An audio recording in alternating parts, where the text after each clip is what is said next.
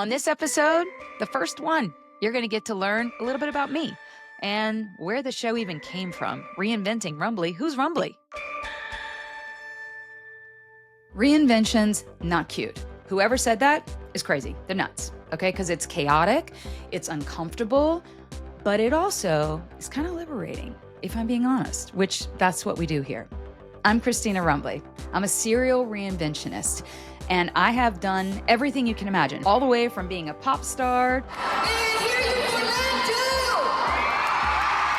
to becoming a professional songwriter. From that, business entrepreneur, leading 250 employees, then selling my companies to where I am today. This is Reinventing Rumbley, and that's what we do here. But we're inappropriately appropriate, of course. So now it's time to reinvent. So let's get to it.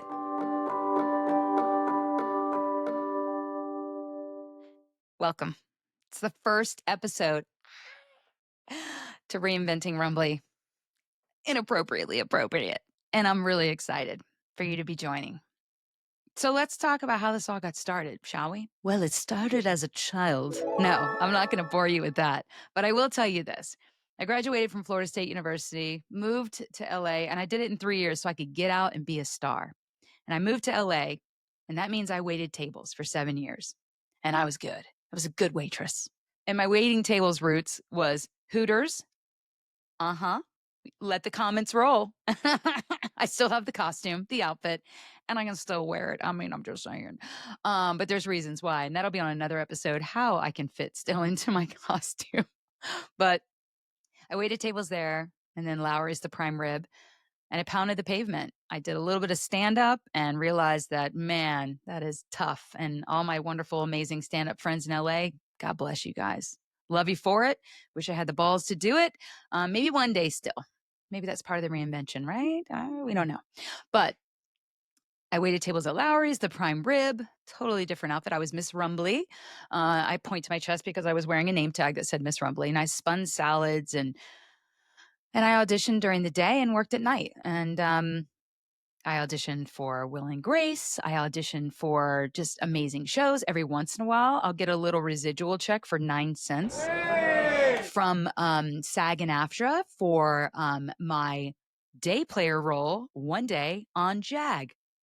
JAG, the show that was so great, and I looked so much like a Marine that I got cast as a Marine. And I was sitting in a room and got to go, "Sir, we have our coordinates ready." That was my role. Hey! That was it. 10 years in LA. There you go. Then I put a girl group together. And this was in 1995, 96, actually. 96. And that's a lie, not 96. See? And that's what happens when you get old. You start losing your mind and you lose your brain cells. It's happening. It's happening. This is called perimenopause. You looking at it? It's happening in real time. Real time right now. My brain went, huh? Yeah. 1998. I auditioned this girl group together, and I was the first girl to audition. I did it in Backstage West, and I saw this ad for Women of the World. And I was like, oh, that's weird. And I hadn't sang in a long, long time. So I auditioned for this group. I was the first girl to show up. This guy was a little creepy, and he was like, "Can you sing?" And I was like, "Well, yeah, because you asked for singers. And can you dance?" Yes. He goes, "Can you choreograph something to audition the rest of the girls that are coming today?" And I was like, sure. So I used to dance. So I put together this hip hop routine, auditioned these girls coming in. And there was one girl that stood out. Her name was Tal. She was beautiful, amazing. My name is Talvi, and I'm from Tel Aviv, Israel. And I was like, bam, she's the first girl other than me, right?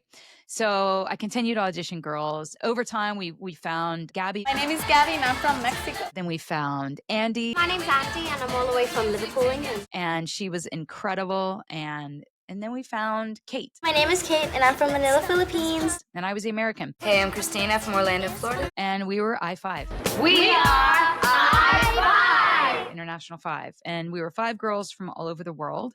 That was our shtick. We were going to be the next Spice Girls. I think about love. Yeah. I get distracted. When I think about hooking up with you, it gets all my concentration. And remember, this is when Spice Girls were hitting it hard. And NSYNC and Backstreet Boys and Britney Spears and LFO. How you guys doing today? So we signed a record deal.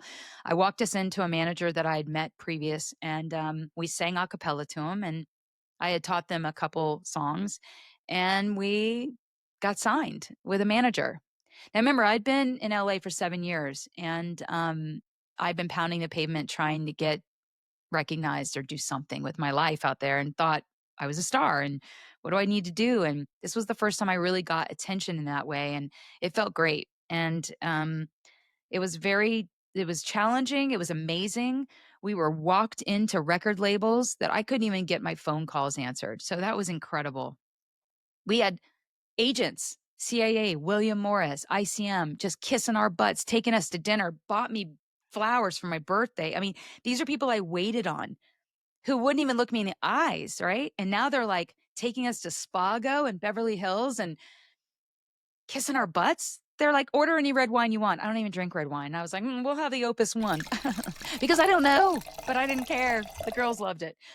The girls, we got along, but we also hated each other at the same time. Christina, did you poo? No.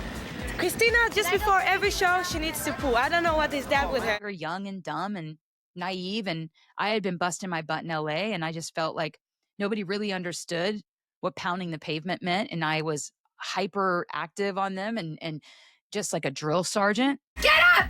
Get up! Get up! But there was something inside me that was like, this is make or break it. I mean, we have one shot at this. And I knew that. One shot.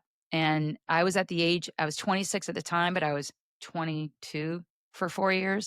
There's a little story about that. So we're signing autographs one night.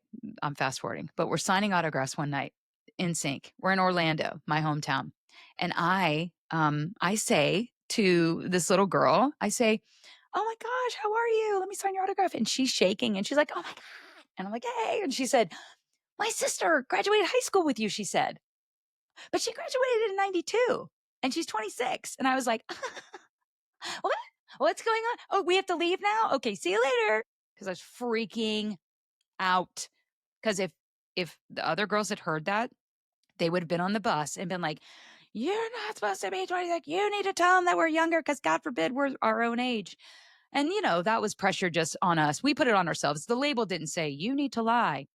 Because at the time, I also eloped with my husband and we did a private wedding. And that was because I was told, hey, you really can't get married because you're going to look old, which is interesting because we looked young and we looked vivacious and crazy. But I was still 26. You know what I mean? So I kind of lived a little bit, but we had to kind of act like we hadn't. And when I sang, I had to sing every song on the album. And I was the lead singer with Tal. And because I spoke English as my first language, it wasn't everyone's first language. Obviously, Andy's from Liverpool and she speaks English, but she has a thick accent. And so, just singing all together, it was the ups and the downs of being with 4 other women. Everybody, do you like pink? Is purple your color? And green is my color. You grab the pink thing. I mean, and I grew up with no sisters really. So I didn't know how to deal with that. I wasn't, my brother's a former Green Beret major who left the army with 100% disability and served multiple tours in Iraq. I mean, he's a trained killer. My dad's a former Vietnam vet Marine, chief of police. And then there's me. So I'm the musician, spa girl, entrepreneur. It was just hilarious because it's just one of these things are not like the other. That's me. So I would just say that for all those black sheep out there, keep on trucking. You know what I'm saying? So anyways, pop group sign, we get a multi-million-dollar record deal. Not that we got we didn't get that money. But I remember when I got to walk into Lowry's, the prime rib, and I got to give them my notice. I'd never been fired from a job. I've never really quit. I always had to leave because I was moving and I was the girl who always an overachiever. I had 3 jobs while I was in high school. I didn't need to. And I was a cheerleader, a swimmer, a diver, and I was an athlete. I was an actress. And what's wrong with me? And what I learned as we continue down the path of the winding story of the weave that I took throughout life to get me here is I clearly was undiagnosed myself with ADD because I am the girl who caffeine doesn't really affect, which I didn't know what that really meant. But I also learned about myself, and I don't know if you feel this way, but I do really well under pressure. I do well in a pressure cooker. When there isn't the pressure cooker is when I think I crumble. Because and my daughter has a little bit of this, even with her autism. She doesn't thrive in outside of boxes. She thrives inside the box. And that's her autism too. She needs to have the label. She needs to have the box because outside is just too much. There's too much chaos and there's too much confusion and too much decisions. For me, I work really well when it's like, you've got to get all this done. You have a limited amount of time and you got to really use all your brain power and blah, blah, blah, blah. That's how I thrived. And I was straight A student and I had a boyfriend far away. I mean, it was like, what could I do to make more chaos happen? And the more the chaos, the clearer my focus. Take away the chaos, the more confused I get. So I don't know if that's one day we'll have a doctor on that's probably going to say, we looked at your brain scans. You absolutely have ADD and you're ADHD and you need to take this. And I'll be like, no, I'm not taking it. But I will say that when we got our record deal, it was the biggest. It was like this moment I'd been waiting for my whole life. And I didn't even know that I wanted it. Isn't that weird? Like, I'm an artist. I've been singing my whole life. But it's almost like it, this is going to sound so ridiculous. It's almost like it came too easy. My husband was a guitar player back in the 80s. Long hair, the whole nine. I would have been like, barf, never. That's not my type. Okay. But when I met him, he had shorter hair, just clearing that up. But he did. He had a record deal himself, and he was a heavy metal guitar player, and he was incredible.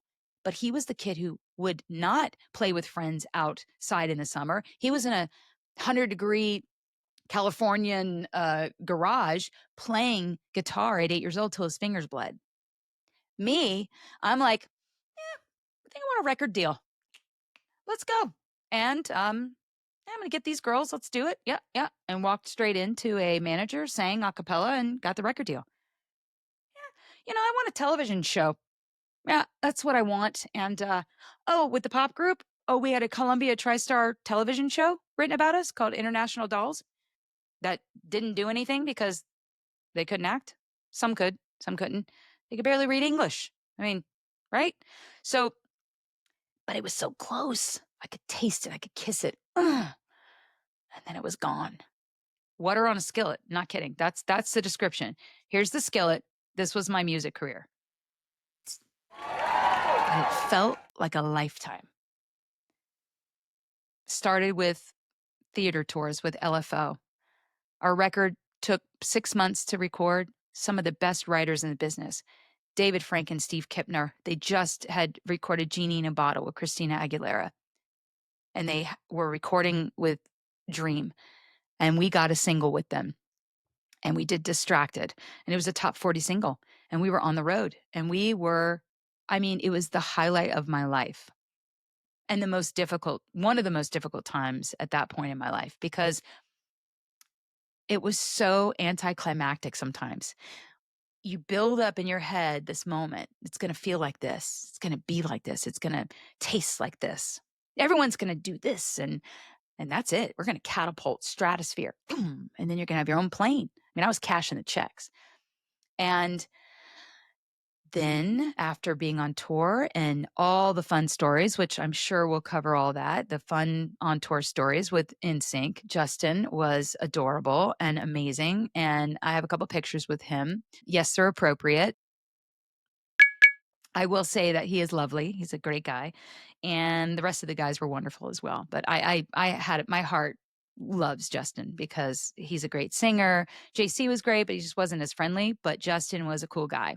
And I would watch them every night. My nickname on tour was Brittany, they called me, because I wore a Kangol hat and I kind of had hair like hers. It's long and it was blonde at the time. And people were like, hey, Brittany. And I'm like, no, I'm not Brittany. We were on tour with Brittany and she was awesome and lovely and young. Gosh, she was so young. And we were much older than them, all of them. But we were 22 for 4 years.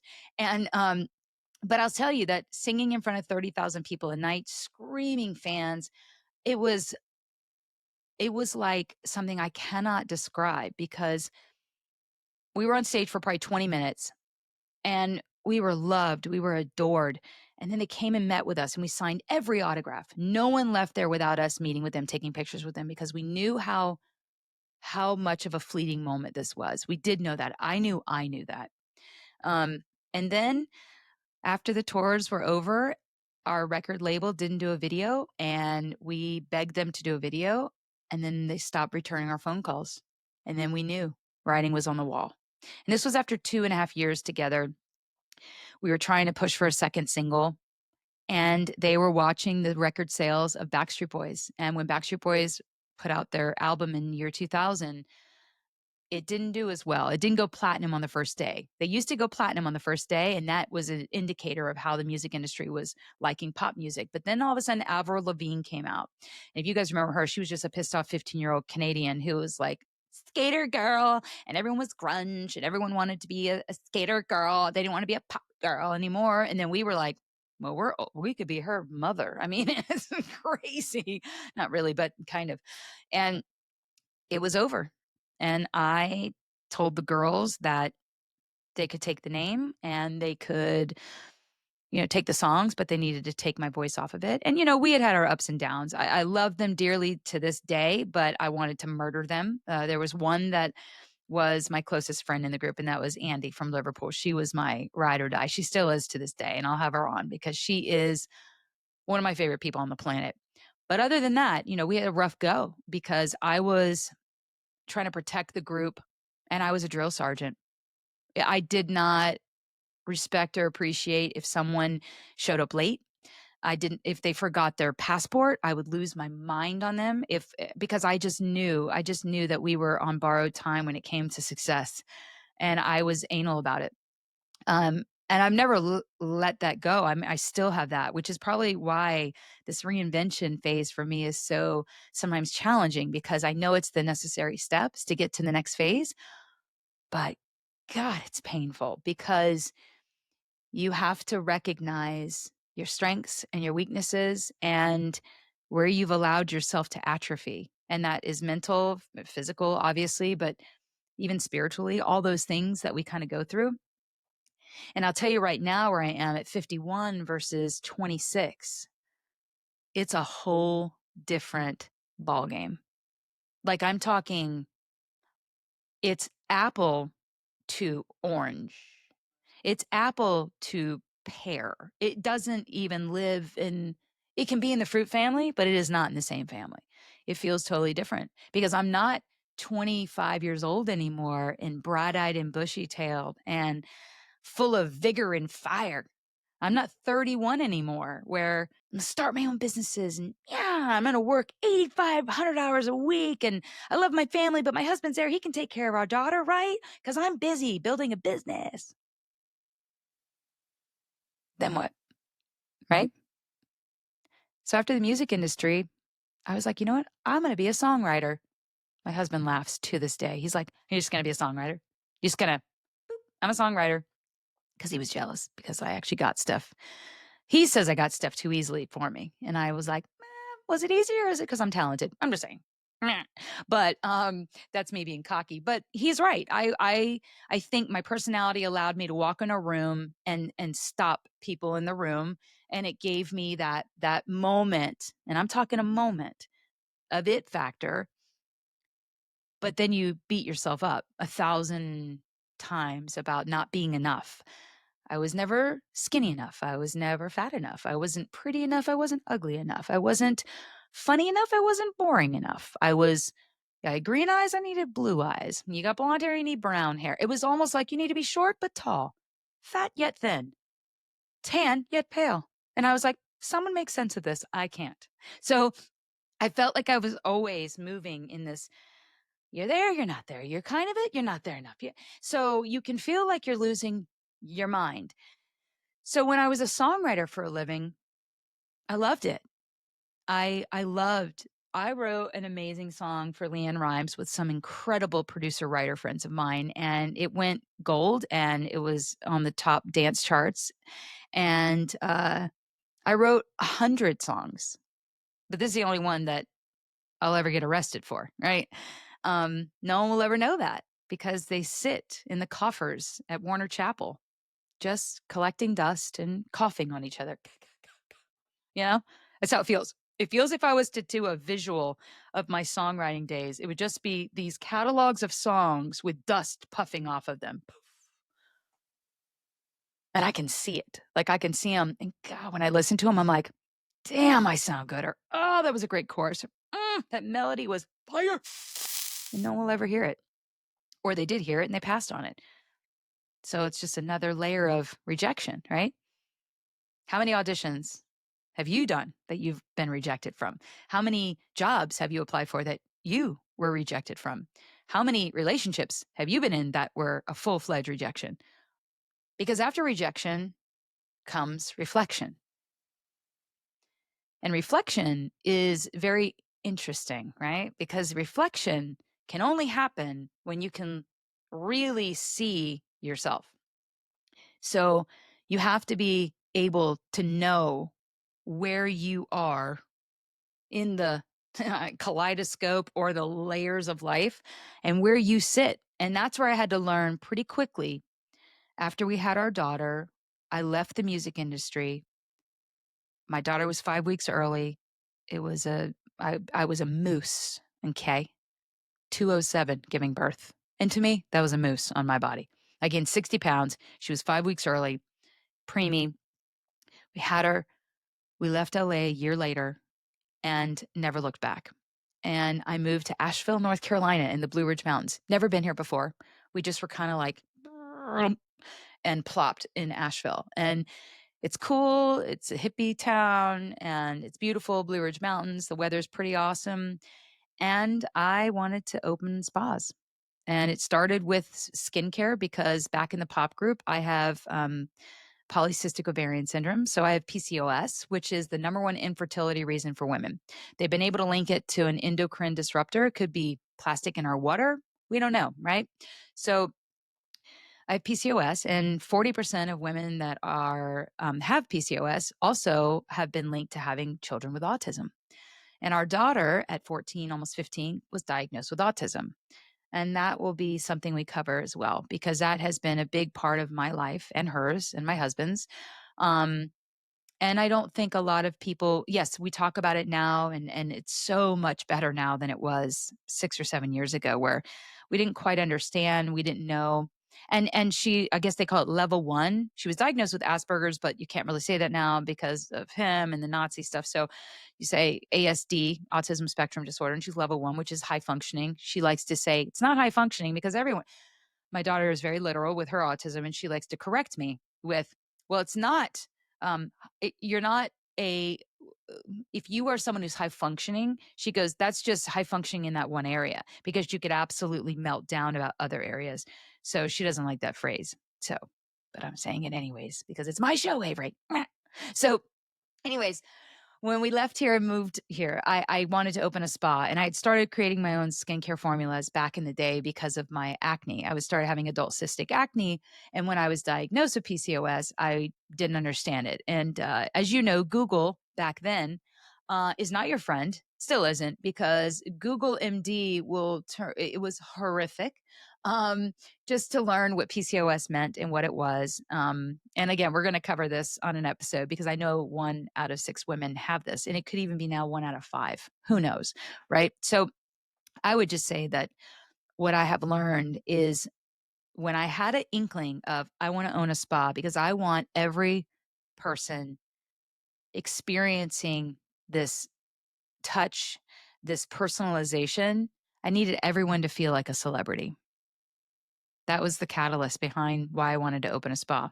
I wanted everyone to feel important and feel valued and feel good about themselves, because I had gone through many phases of not feeling so great about myself.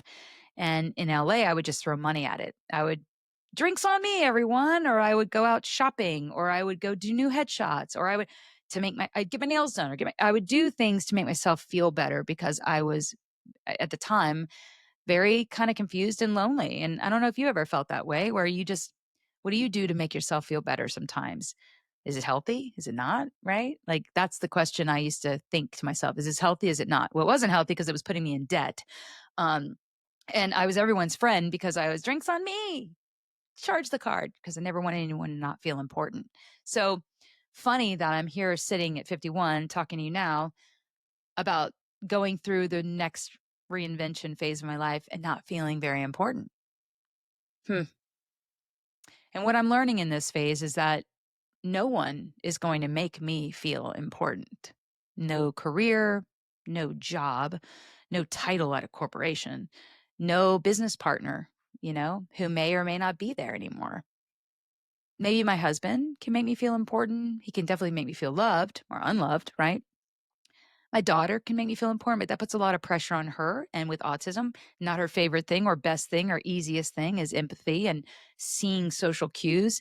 She can't read them. So I kind of I've been navigating life a little bit in the world of I need to feel valued and important. And I'm working through that as we speak, doing it as we're sitting here right now.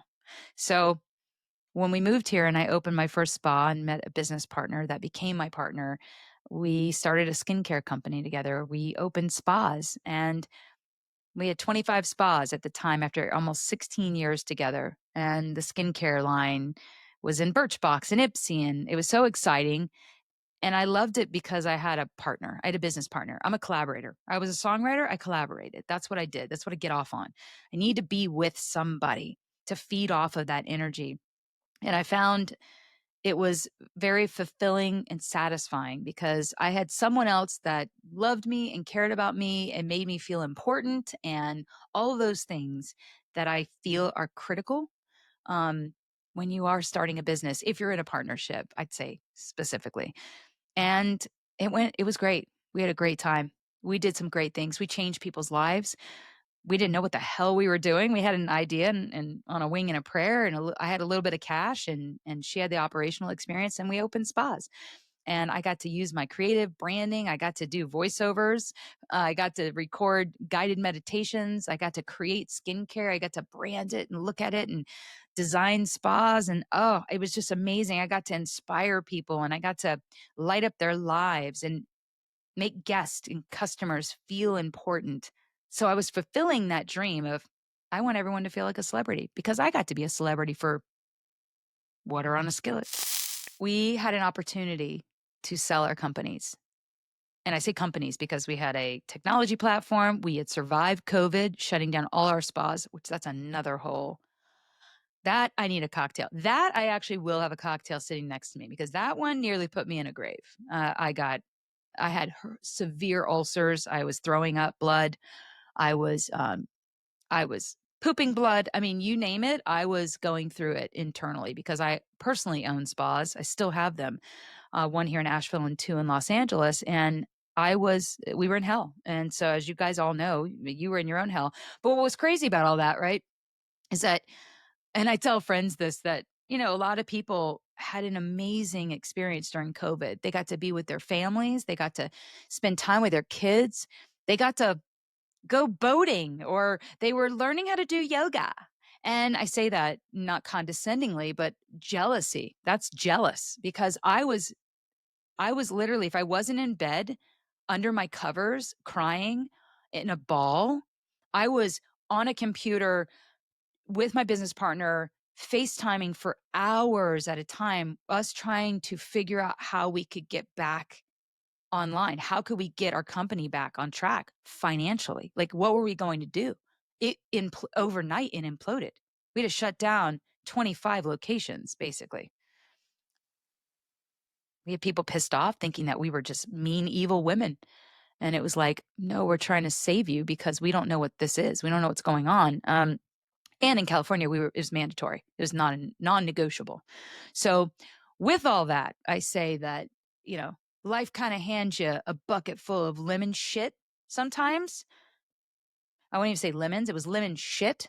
But I do think that sometimes you can make lemonade out of lemon shit. Right?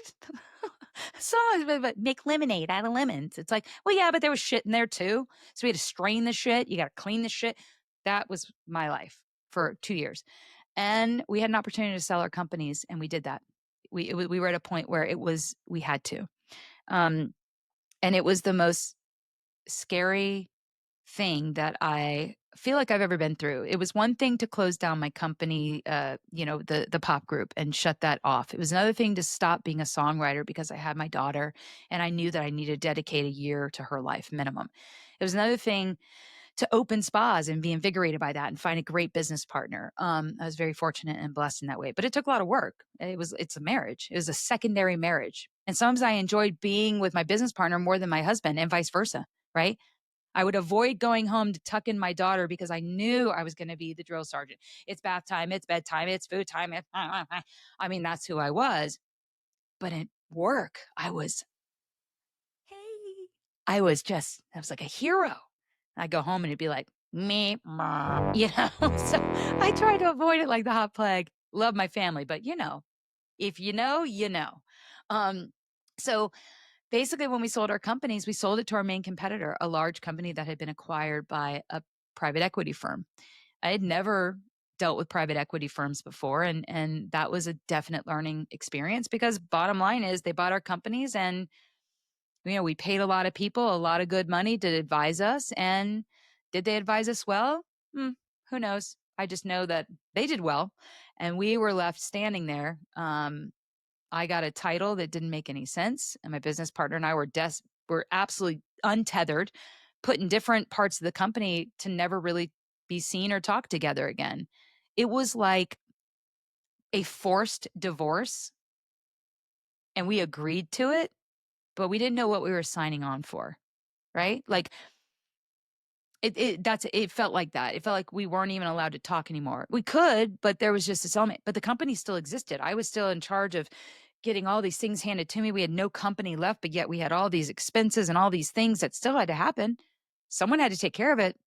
And my business partner was working on her side of the company that they had her on, and I was having to work on my side. And I will tell you that it definitely put a damper and it hindered our partnership because we had never had to do that before. It was just us two, right? We made the decisions. The buck stopped here.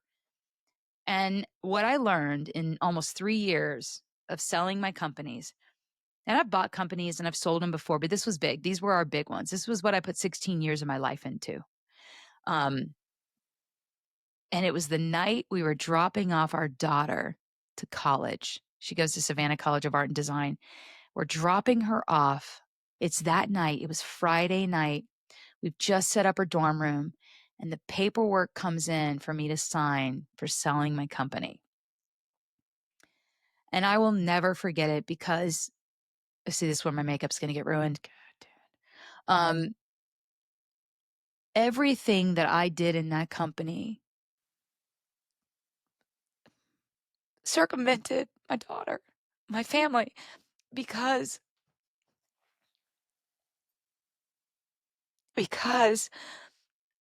I felt appreciated. I felt love, I felt important. And being a mom sometimes sucks, right? Because you're last on the totem pole. You're not important as everybody is. At least you feel that way sometimes. It's not their fault. It's me. Because I was putting those pressures on myself, and I was a breadwinner in our family and self-imposed. And every time her birthdays would roll around, I would be at a spa opening, choosing to be at a spa opening, knowing, not wanting to miss her birthday or not wanting to miss Halloween. But, the show goes on. So the night we're dropping her off at a fucking college, this company of mine is circumventing it again. And I had to leave the dorm room to sign the fucking document. And she said to me, someone as I was walking out, just like, oh, hey, where are you going? And I had to go, I just have to look at something really quickly. And it broke me because the fuck's wrong with me, right? Like, this is a big moment for her. And my company still, to that day, had to steal it from me. And that made me angry at my own company, which meant, and I believe this, it meant it was time. It was time. I was letting her go. It was time to let it go. So they're happy tears, right? Because my identity was wrapped up in this whole thing, and my identity as a mom, and my identity as a business partner, and all this shit that really at the end of it means kind of nothing. If we look at it holistically, what means the most is that little girl, right?